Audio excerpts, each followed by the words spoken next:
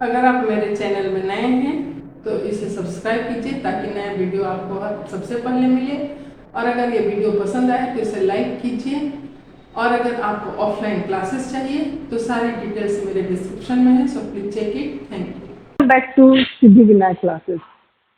आज मैं आप लोगों को उस फॉर्मूले से कैसे क्वेश्चन सॉल्व होगा वो बताती हूँ।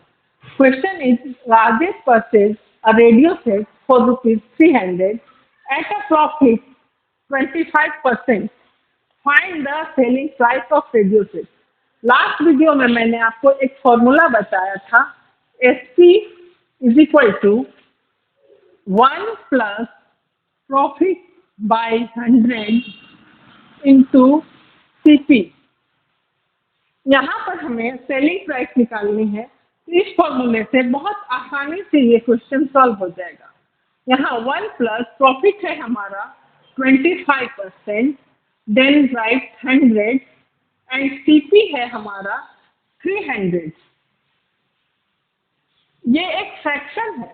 अगर हम फ्रैक्शन के से इसको सॉल्व करेंगे तो ये बहुत लंबा मैथ जाता है, इसलिए मैं यहाँ पर डायरेक्ट 100 में 25 प्लस कर देती हूँ, इसलिए 125/100 इंटू 300।